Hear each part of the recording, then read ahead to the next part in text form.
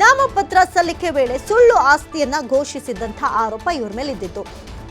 ಚುನಾವಣಾ ಆಯೋಗಕ್ಕೆ ಸುಳ್ಳು ಮಾಹಿತಿಯನ್ನ ಕೊಟ್ಟಿರುವಂತಹ ಆರೋಪ ಇವರ ಮೇಲಿತ್ತು. ಕಾಂಗ್ರೆಸ್ ಶಾಸಕ ಎಸ್.ಎನ್. ಸುಬ್ಬಾರೆಡ್ಡಿ ಆಯ್ಕೆಯನ್ನ ಇದೀಗ ಅಸಿಂಧುಗೊಳಿಸಿದೆ. ನಾಮಪತ್ರ ಸಲ್ಲಿಕೆ ವೇಳೆ ಸುಳ್ಳು ಆಸ್ತಿ ಘೋಷಿಸಿದಂತಹ ಆರೋಪ ಏನು ಚಿಕ್ಕ ಪುಟ್ಟ ಆರೋಪ ಅಲ್ಲ, ಇದು ದೊಡ್ಡ ಆರೋಪನೇ. ಹಾಗಾಗಿ ಮಹತ್ವದ ತೀರ್ಪಿಗೆ ಹೈಕೋರ್ಟ್ ಕೂಡ ಮುಂದಾಯಿತು.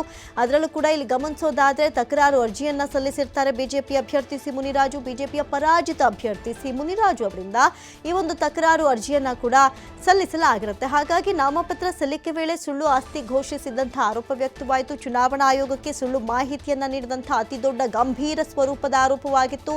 ಕಾಂಗ್ರೆಸ್ ಶಾಸಕ ಎಸ್.ಎನ್. ಸುಬ್ಬಾರೆಡ್ಡಿ ಆಯ್ಕೆಯನ್ನ ಇದೀಗ ಅಸಿಂಧುಗೊಳಿಸಿ ಮಹತ್ವದ ಆದೇಶವನ್ನ ಪ್ರಕಟಿಸಿದೆ. ಸುಬ್ಬಾರೆಡ್ಡಿ ಪರ ಹಿರಿಯ ವಕೀಲ ಜಯಕುಮಾರ್ ಎಸ್ ಪಾಟೀಲ್ ಮನವಿಯನ್ನ ಮಾಡಿದ್ರು. ಮನವಿಗೆ ಅರ್ಜಿದಾರರ ಪರ ಹಿರಿಯ ವಕೀಲೆ ನಳಿನಾ ಮಾಯಗೌಡ ಕೂಡ ಆಕ್ಷೇಪವನ್ನ ವ್ಯಕ್ತಪಡಿಸಿದ್ದಾರೆ. ಚಿಕ್ಕಬಳ್ಳಾಪುರ ಜಿಲ್ಲೆಯ ಬಾಗೇಪಲ್ಲಿ ವಿಧಾನಸಭಾ ಕ್ಷೇತ್ರದ ಕಾಂಗ್ರೆಸ್ ಶಾಸಕ ಎಸ್.ಎನ್. ಸುಬ್ಬಾರೆಡ್ಡಿ ಅವರಿಗೆ ಇದೀಗ ಹೈಕೋರ್ಟ್ನಲ್ಲಿ ಭಾರಿ ಹಿನ್ನಡೆ ಅಂತಲೇ ಹೇಳ್ಬೋದು. ಒಂದು ಕಡೆ ರಾಜಕೀಯ ಸ್ವರೂಪವನ್ನ ಪಡೆದುಕೊಳ್ಳೋದ್ರ ಜೊತೆಗೆ ರಾಜಕೀಯದಲ್ಲಿ ಭಾರಿನೇ ಸಂಚಲನವನ್ನ ಸೃಷ್ಟಿ ಮಾಡುವಂತಹ ಸಾಧ್ಯತೆ ಇದೆ. ಜೊತೆಗೆ ಇಷ್ಟಕ್ಕೆ ಸುಮ್ಮನಾಗದವರು ಇನ್ನು ಮುಂದೆ ಸುಪ್ರೀಂ ಕೋರ್ಟ್ ಮೇಲ್ಮನವಿಗೂ ಅರ್ಜಿ ಸಲ್ಲಿಸುವಂತಹ ಸಾಧ್ಯತೆ ದಟ್ಟವಾಗಿ ಕಾಣಿಸ್ತಾ ಇದೆ. ಇನ್ನು ಕಳೆದ ವಿಧಾನಸಭಾ ಚುನಾವಣೆಯಲ್ಲಿ ಸುಬ್ಬಾರೆಡ್ಡಿ ವಿರುದ್ಧ ಪರಾಜಿತರಾಗಿದ್ದಂತಹ ಮುನಿರಾಜು ಅವರು ಸುಬ್ಬಾರೆಡ್ಡಿ ಅವರ ಆಯ್ಕೆಯನ್ನ ಪ್ರಶ್ನಿಸಿ ಚುನಾವಣಾ ಆಯೋಗಕ್ಕೂ ಕೂಡ ಚುನಾವಣಾ ತಕರಾರು ಅರ್ಜಿಯನ್ನು ಸಲ್ಲಿಸಿದ್ರು. ಸುಬ್ಬಾರೆಡ್ಡಿ ಅವರು ಚುನಾವಣಾ ಅಫಿಡವಿಟ್ನಲ್ಲಿ ತಮ್ಮ ಆಸ್ತಿ ಮೌಲ್ಯವನ್ನ ಸುಳ್ಳು ಆದಾಯವನ್ನು ತೋರಿಸ್ಬಿಟ್ಟಿದ್ದಾರೆ, ತಪ್ಪು ಮಾಹಿತಿಯನ್ನು ಕೊಟ್ಬಿಟ್ಟಿದ್ದಾರೆ, ನಿಜಾಂಶ ಅಲ್ಲೇನು ಇಲ್ಲ ಅಂತ ಹೇಳಿ ಒಂದಷ್ಟು ಆರೋಪವನ್ನ ಮಾಡಿದ್ರು. ಇದಕ್ಕೆ ಸದ್ಯಕ್ಕೆ ಇದೀಗ ಕಮಲ್ ಅವರಿದ್ದಂತಹ ಏಕಸದಸ್ಯ ಪೀಠವು ಈ ಅರ್ಜಿಯ ಸುದೀರ್ಘ ವಾದ ವಿವಾದಗಳನ್ನು ಆಲಿಸಿ ಮಹತ್ವದ ತೀರ್ಪನ್ನ ಪ್ರಕಟಿಸಿದೆ.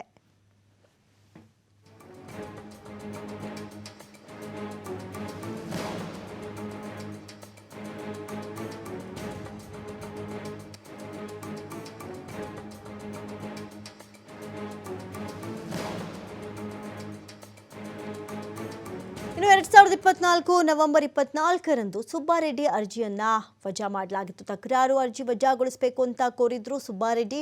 ಮುನಿರಾಜು ಅರ್ಜಿಯಲ್ಲಿ ಯಾವುದೇ ಹುರುಳಿಲ್ಲ, ಆ ಅರ್ಜಿ ವಜಾಗೊಳಿಸಬೇಕು ಅಂತ ಸುಬ್ಬಾರೆಡ್ಡಿ ಕೋರಿದ್ರು. ಅರ್ಜಿ ವಿಚಾರಣೆ ನಡೆಸಿ ಸುಬ್ಬಾರೆಡ್ಡಿ ಅರ್ಜಿ ವಜಾಗೊಳಿಸಿತ್ತು. ಇದರಿಂದ ಕಾನೂನು ಹೋರಾಟದಲ್ಲ, ಆದರೆ ಸುಬ್ಬಾರೆಡ್ಡಿ ಮಧ್ಯಂತರ ಅರ್ಜಿಯನ್ನ ವಜಾಗೊಳಿಸಿತು ಕೋರ್ಟ್. ಇದರಿಂದ ಸುಬ್ಬಾರೆಡ್ಡಿಗೆ ಕಾನೂನು ಹೋರಾಟದಲ್ಲಿ ಕೂಡ ಹಿನ್ನಡೆ ಆಗಿತ್ತು. ಇವೆಲ್ಲವೂ ಒಂದು ಕಡೆ ಆದರೆ ಸದ್ಯಕ್ಕೆ ಬಾಗೇಪಲ್ಲಿ ಶಾಸಕ ಎಸ್.ಎನ್. ಸುಬ್ಬಾರೆಡ್ಡಿ ಆಯ್ಕೆ ಸಿಂಧು ಆಗಿತ್ತು. ಮುಂದೆ ಈಗ ಏನೇನೆಲ್ಲ ನಡೆಯುತ್ತೆ ಅನ್ನೋದೇ ಸದ್ಯಕ್ಕಿರುವಂತಹ ಕೌತುಕ ಕುತೂಹಲ ಅಂತಲೂ ಹೇಳಬಹುದು. ಇನ್ನು ಒಂದು ಕಡೆ ಈಗಾಗಲೇ ಈ ತೀರ್ಪಿನಿಂದಾಗಿ ಬಾಗೇಪಲ್ಲಿ ಕ್ಷೇತ್ರದಲ್ಲಿ ಒಂದು ರೀತಿಯಾದಂತಹ ರಾಜಕೀಯ ಸಂಚಲನ ಉಂಟಾಗಿದೆ. ಇಲ್ಲಿ ಶಾಸಕ ಸುಬ್ಬಾರೆಡ್ಡಿ ಅವರು ಈ ಆದೇಶವನ್ನ ಪ್ರಶ್ನಿಸಿ ಸುಪ್ರೀಂ ಕೋರ್ಟ್ ಮೊರೆ ಹೋಗುವಂತಹ ಸಾಧ್ಯತೆಗಳು ಕೂಡ ಇದೆ. ಯಾಕಂತ ಹೇಳಿದ್ರೆ ಇದರ ಬಗ್ಗೆ ಅವರು ಆಕ್ಷೇಪವನ್ನ ಎತ್ತಬಹುದು. ಇನ್ನು 2023ರ ವಿಧಾನಸಭಾ ಚುನಾವಣೆಯಲ್ಲಿ ಸುಬ್ಬಾರೆಡ್ಡಿ ಅವರ ಗೆಲುವನ್ನ ಪ್ರಶ್ನಿಸಿ ಬಿಜೆಪಿಯ ಈ ಸಿ ಮುನಿರಾಜ್ ಏನಿರ್ತಾರೆ ಅವರು ಹೈಕೋರ್ಟ್ನಲ್ಲಿ ಅರ್ಜಿಯನ್ನ ಸಲ್ಲಿಸಿರ್ತಾರೆ. ಇಲ್ಲಿ ವಿದೇಶಿ ವಿನಿಮಯ ನಿರ್ವಹಣಾ ಕಾಯ್ದೆ ಉಲ್ಲಂಘನೆಯಾಗಿದೆ. ಜೊತೆಗೆ ಮಲೇಷಿಯಾ, ಹಾಂಗ್ಕಾಂಗ್ ಹಾಗೂ ಜರ್ಮನಿ ಸೇರಿದಂತೆ ವಿವಿಧ ದೇಶಗಳಲ್ಲಿ ಇವರು ಅಕ್ರಮವಾಗಿ ಆಸ್ತಿಗಳನ್ನು ಮಾಡ್ಕೊಂಡ್ಬಿಟ್ಟಿದ್ದಾರೆ, ಬೇಜಾನ್ ಆಸ್ತಿ ಸಂಪಾದನೆ ಮಾಡಿಬಿಟ್ಟಿದ್ದಾರೆ, ಬೇನಾಮಿ ಆಸ್ತಿ ಅಂತ ಹೇಳಿ. ಈ ದಾಳಿಗಳು ಒಂದು ಕಡೆ ರಾಜಕೀಯ ಪ್ರೇರಿತ ಅಂತ ಕಾಂಗ್ರೆಸ್ ಬೆಂಬಲಿಗರು ವಾದ ಮಾಡಿದ್ರು. ಇದು ಸಹಜವಾಗಿ, ಆದರೆ ಶಾಸಕರು ಸೂಕ್ತ ದಾಖಲೆಗಳನ್ನು ನೀಡಬೇಕು ಅಂತ ಇದೀಗ ಪ್ರತಿಪಕ್ಷಗಳು ಒತ್ತಾಯ ಆಗಿದೆ. ಇಲ್ಲ ಅಂದರೆ ಕರೆಕ್ಟ್ ಆಗಿರುವಂಥ ಡಾಕ್ಯುಮೆಂಟ್ಸ್ ಕೊಡಲಿ ಬಿಡಿ ಅನ್ನೋದು ಅವರ ವಾದ. ಸದ್ಯಕ್ಕೆ ಸುಬ್ಬಾರೆಡ್ಡಿ ಅವರು ನನ್ನ ಆಸ್ತಿ ವಿವರದಲ್ಲಿ ಯಾವುದೇ ಅಕ್ರಮವಿಲ್ಲ ಅಂತ ಸಮರ್ಥಿಸಿಕೊಳ್ತಾರೆ. ಅದು ಸಹಜವಾಗಿ ನಡೆಯುವಂಥ ಪ್ರಕ್ರಿಯೆ. ಆದರೆ ಸತ್ಯಾಸತ್ಯತೆ ಏನಿದೆ ಅನ್ನೋದು ಇನ್ನಷ್ಟೇ ಗೊತ್ತಾಗಬೇಕಾಗುತ್ತೆ. ಸುಳ್ಳು ಆಸ್ತಿಯನ್ನು ಘೋಷಿಸಿದಂತಹ ಆರೋಪ ಇತ್ತು ಇವ್ರ ಮೇಲೆ. ಸದ್ಯಕ್ಕೆ ಇದೀಗ ಹೈಕೋರ್ಟ್ನಿಂದ ಕೂಡ ಈಗ ಹಿನ್ನಡೆ ಉಂಟಾಗಿರೋದು.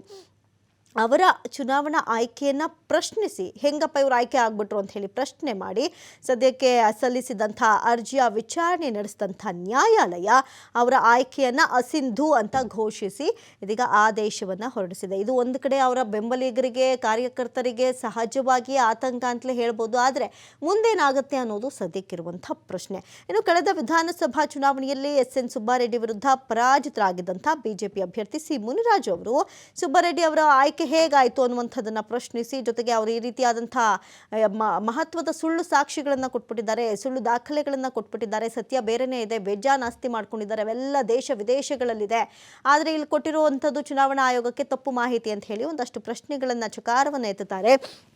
ಈಗ ಆ ವಿಚಾರಕ್ಕೆ ಸಂಬಂಧಪಟ್ಟಂತೆ ಇವತ್ತು ಹೈಕೋರ್ಟ್ ಮಹತ್ವದ ಒಂದು ಆದೇಶವನ್ನು ಪ್ರಕಟ ಮಾಡಿದೆ. ಸುಬ್ಬಾರೆಡ್ಡಿ ಅವರು